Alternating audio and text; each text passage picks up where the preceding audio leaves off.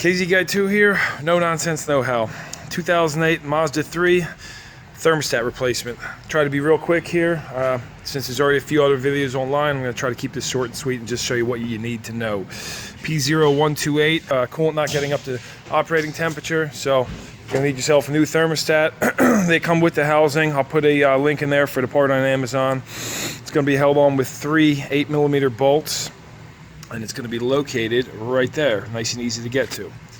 Now there could be other reasons for you having this code, but this is the most common one. Typically what happens, and what's happening on this one, is these springs get worn out over time. They lose their tension from getting hot, cold, hot, cold. These thermal cycles wear out springs. So with a weaker spring, the valve's going to open up a lot easier and allow coolant to flow past. Thus, the car is not going to warm up as quickly as it should or up to the right temperature. Also, sometimes the seals, they get stuck open or they get debris in them and many other things.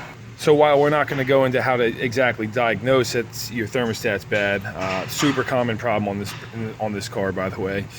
This is the 2.0 liter, by the way. So anyway, get a 14mm on your tensioner right here, and you're going to, roll this back to release tension, remove your belt, and don't let your belt come off your pulleys. Use a bungee cord and hook that back. Then pop this cover off right here. It's got some rubber grommets that hold it on and such. Go ahead and remove your radiator cap and then come down on the bottom side of the car. You're gonna have to get this thing up on jack stands, but remove your two 10mm bolts holding this plastic shield on. But over here on the driver's side of the radiator, you'll see a Phillips head.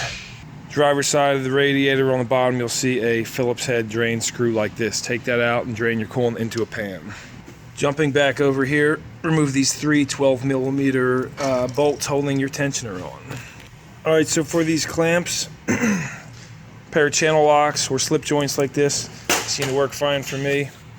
Get those spring clamps pushed back, and then get yourself a pry bar like this, and it really simplifies things. You kind of just pry on the intake here, and you can just slide that whole thing right off. Now, if it's stuck real good, you might have to do something else, twist it around, or sometimes you got to get a pick like this to get behind there and loosen up those hoses. Sometimes they can be a little tricky to get off. So we get the top one off, and I'll do the same on this bottom one. Remove this, slide that back, and then remove those 2 top 8mm bolts. Alright, so once you get that out, make sure to clean up that surface with some emery cloth or something. Make sure it's nice and shiny and clean. I was able to get all 3 bolts with this extension and a 8mm on the end, or 5/16. Come over here, we can see the one in there was a factory Ford Motor Company one, and this is going to be our new one. So make sure you got your new O-ring on here, and the surface is clean, and go ahead and bolt that thing back in.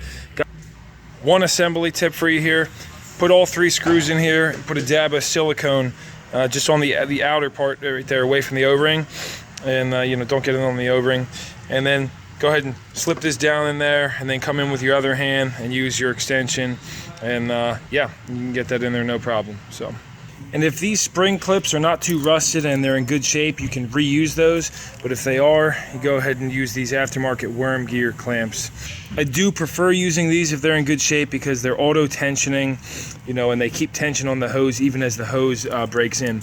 These over time, you tend to sometimes have to retighten because they'll seat into the hose and then they lose their clamping force on that hose. Guys, I don't think I need to really show you anything else here. You're gonna put it back in, fill this thing up with coolant, keep the cap off, run it for a little bit, burp out the air, and then make sure it's getting up to operating temperature, and that your fan comes on when it does get up, up above 200. So, otherwise, guys, I wanted to keep this simple and short and just show you exactly what you needed to know.